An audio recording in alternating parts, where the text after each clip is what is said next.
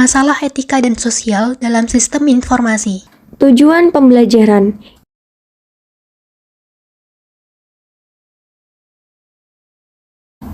Pelanggaran yang ditimbulkan oleh pelacakan lokasi ponsel seluler terhadap privasi menunjukkan bahwa teknologi bisa menjadi pedang bermata dua, di mana teknologi digital menciptakan peluang baru terjadinya pelanggaran privasi dan penyalahgunaan informasi yang bisa merugikan. Seperti gambar yang tersaji berikut ini adalah peranan sistem informasi, di mana memiliki 3 komponen utama, yaitu manajemen, organisasi, dan teknologi. Masing-masingnya memiliki indikator. Manajemen indikatornya pengembangan strategi data lokasi dan pengembangan kebijakan privasi. Organisasi indikatornya mengumpulkan dan menjual data lokasi ponsel dan menganalisis data lokasi ponsel. Sedangkan teknologi indikatornya yang pertama Internet of Things atau IoT, yang kedua perangkat pintar atau smartphones, dan yang ketiga basis data lokasi.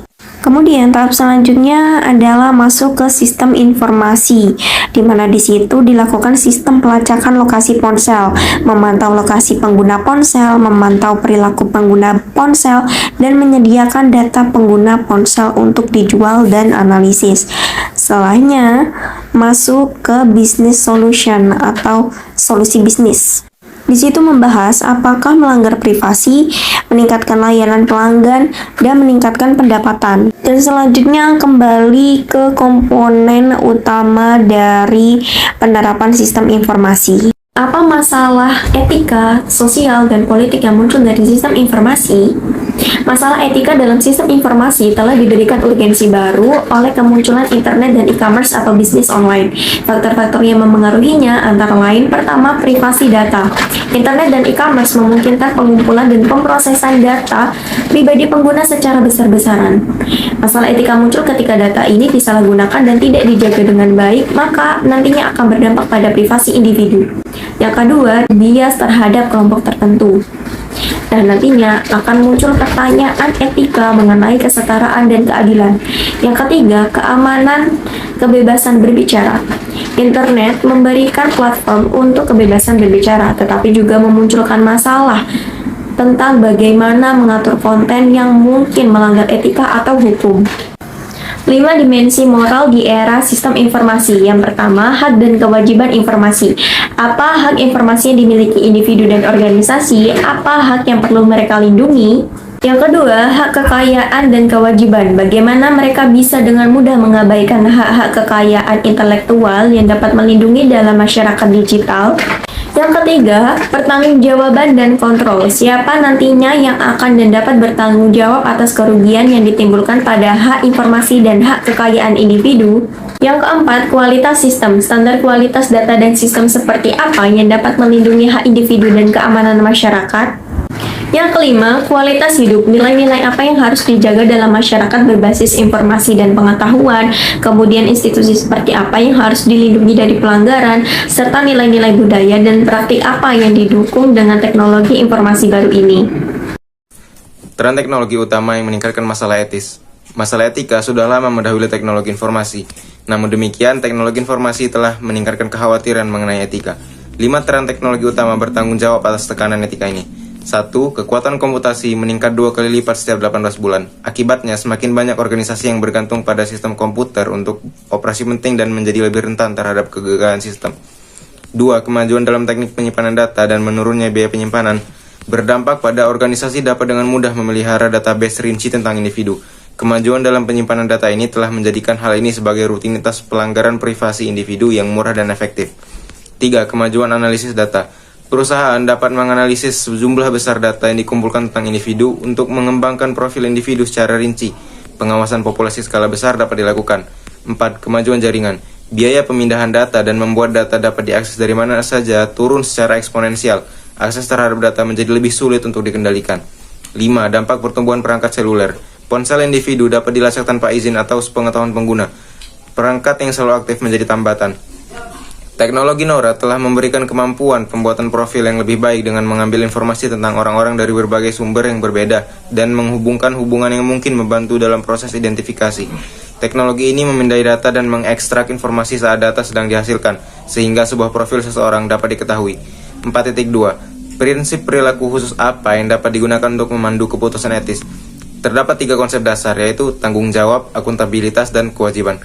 Konsep-konsep dasar ini mendasari analisis etis sistem informasi dan orang-orang yang mengelolanya. Analisis etis. Ketika dihadapkan pada situasi yang dapat menimbulkan masalah etika, proses 5 langkah berikut dapat dilakukan. 1. Identifikasi dan uraikan fakta dengan jelas. 2. Mendefinisikan konflik dan mengidentifikasi nilai-nilai yang terlibat. 3. Mengidentifikasi pemangku kepentingan. 4. Mengidentifikasi pilihan-pilihan yang dapat diambil. 5. Mengidentifikasi potensi konsekuensi yang dari pilihan yang diambil. Selanjutnya saya akan menjelaskan tentang prinsip etika kandidat. Yang pertama yaitu perlakukan orang lain sebagaimana Anda ingin mereka memperlakukan Anda. Itu menempatkan diri Anda pada posisi orang lain dan menganggap diri Anda sendiri sebagai objek keputusan dapat membantu Anda memikirkan keadilan dalam pengambilan keputusan. Yang kedua, jika suatu tindakan tidak tepat untuk dilakukan setiap orang, maka tindakan tersebut juga tidak tepat untuk dilakukan oleh siapapun. Yang ketiga, jika suatu tindakan tidak dapat dilakukan berulang kali, maka tindakan tersebut sama sekali tidak tepat. Lalu yang keempat, lakukan tindakan yang mencapai nilai lebih tinggi atau lebih besar. Aturan ini mengasumsikan Anda dapat memprioritaskan nilai dalam urutan peringkat dan memahami konsekuensi dari berbagai tindakan. Yang kelima, mengambil tindakan yang menghasilkan kerugian paling kecil atau potensi kerugian paling kecil, yaitu dengan menghindari tindakan yang mempunyai biaya kegagalan yang sangat tinggi dan fokus pada pengurangan kemungkinan terjadinya kecelakaan. Yang keenam, mengasumsikan bahwa hampir semua benda berwujud dan tidak berwujud adalah milik orang lain, kecuali ada pernyataan khusus sebaliknya. Jika sesuatu yang diciptakan orang lain berguna bagi Anda, maka itu mempunyai nilai dan Anda harus berasumsi bahwa penciptanya menginginkan kompensasi atas karya tersebut. Lalu yang selanjutnya ada kode etik profesional. Definisi kode etik merupakan janji profesi untuk mengatur dirinya demi kepentingan masyarakat umum. Misalnya menghindari kerugian terhadap orang lain, menghormati hak milik, di mana itu termasuk hak kekayaan intelektual, dan menghormati privasi. Selanjutnya yaitu terkait tantangan internet terhadap privasi. Di masa saat ini tidak dapat dipungkiri bahwasannya teknologi internet telah menimbulkan tantangan baru bagi perlindungan privasi setiap individu, di mana situs web melacak setiap pencarian atau kunjungan yang telah dilakukan oleh seseorang. Di dalamnya dapat berupa situs web dan halaman web yang telah dikunjungi, konten yang telah diakses oleh seseorang, dan item apa saja yang telah diperiksa atau dibeli orang tersebut melalui web. Pemantauan dan pelacakan ini terjadi tanpa sepengetahuan dari pengunjung situs web dan tanpa disadari bahwasannya para pengunjung telah memberikan informasi pribadinya terhadap suatu istilah yang disebut dengan cookies atau cookie. Cookie yaitu merupakan file kecil yang berisikan informasi dari user ketika mengunjungi suatu web. Dengan cara ini, situs web dapat menyesuaikan kontennya terhadap minat dari setiap pengunjungnya. 4.3. Bagaimana cookies mengidentifikasi pengunjung web? 1. Server web membaca browser web pengguna dan menentukan sistem operasi, nama browser, nomor versi, alamat internet, dan informasi lainnya. 2. Server mengirimkan cookie yang diterima dan disimpan untuk browser pengguna di hard drive komputer pengguna. 3. Saat pengguna kembali ke situs web, server meminta konten cookie apapun yang disimpan sebelumnya di komputer pengguna. 4. Server web membaca cookie, mengidentifikasi pengunjung, dan memanggil data pengguna. Selanjutnya, kita akan bahas tentang hak milik kekayaan intelektual. Yang pertama, ada hak cipta.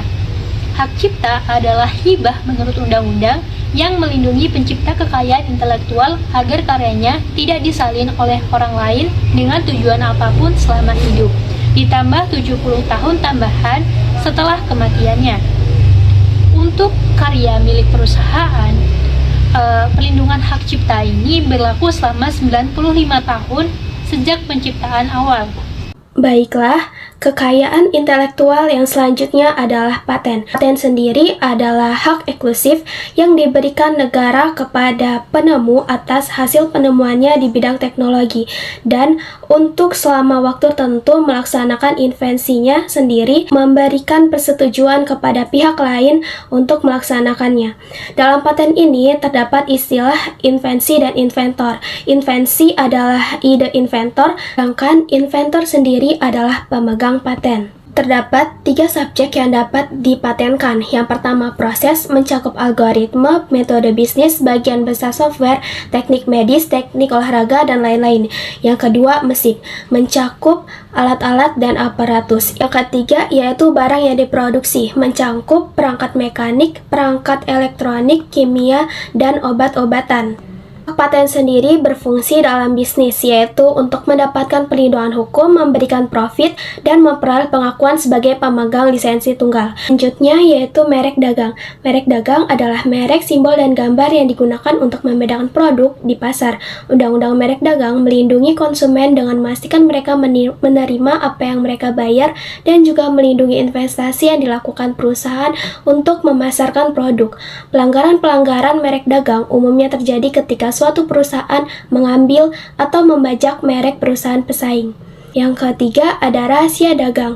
Rahasia dagang adalah informasi yang tidak diketahui oleh publik di bidang teknologi dan bisnis, mempunyai nilai ekonomi karena berguna dalam kegiatan usaha dan dijaga kerahasiaannya.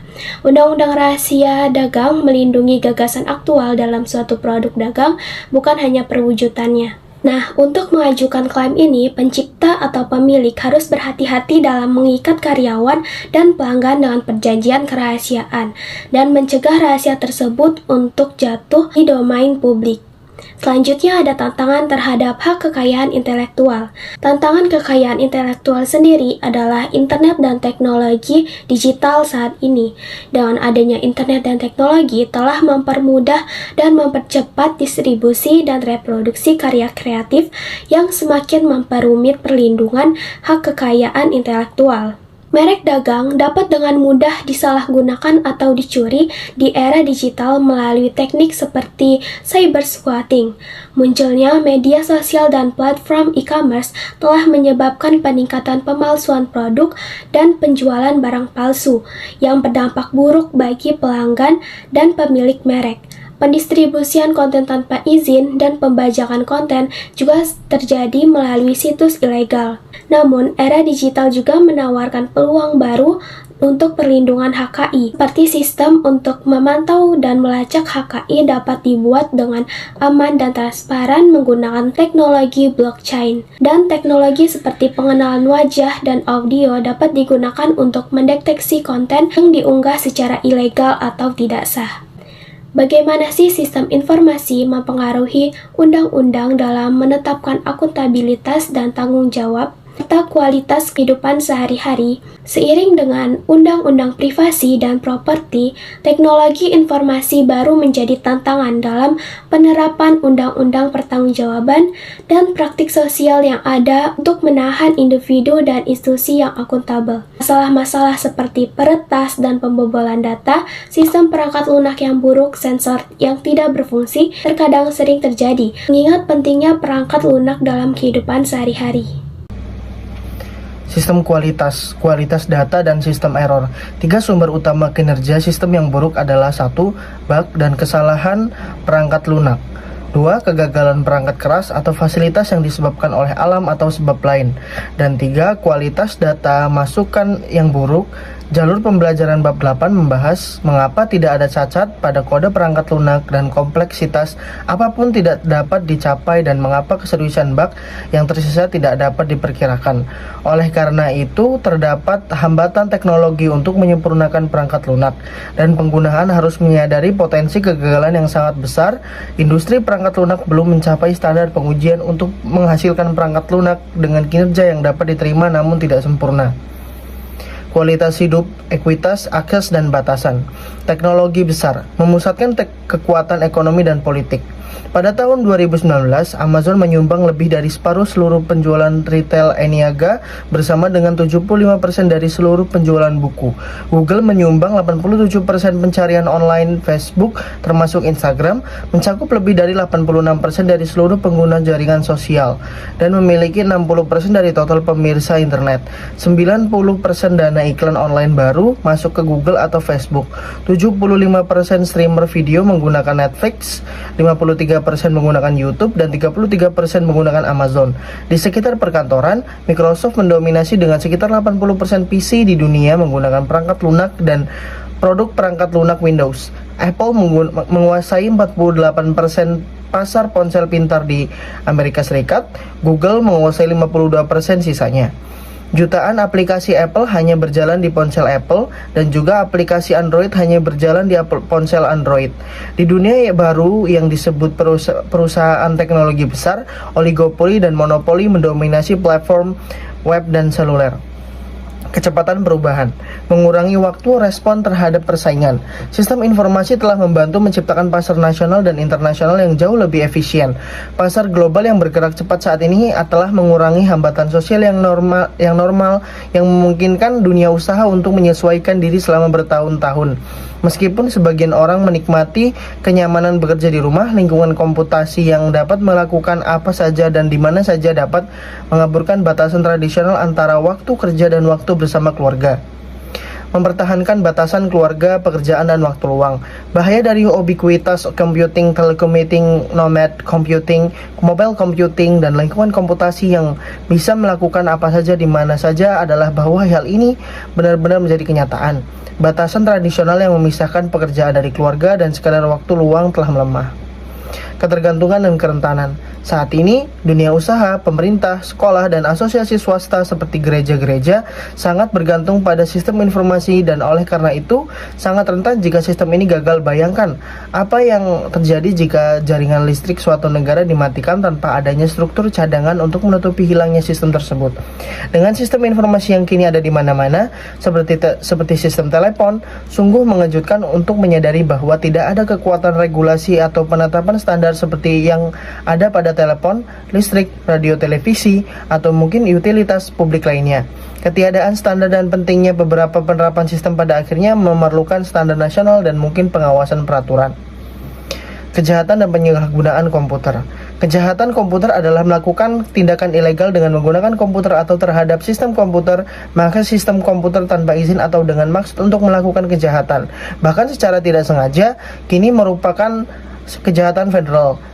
Jenis insiden yang paling sering terjadi merupakan daftar serangan terbesar kejahatan dunia maya, malware, gangguan jaringan phishing, spyware, dan serangan penolakan layanan.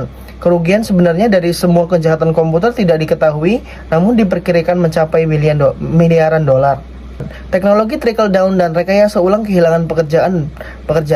Pekerjaan rekayasa ulang biasanya dipuji dalam komunitas sistem informasi sebagai manfaat utama dari teknologi informasi baru.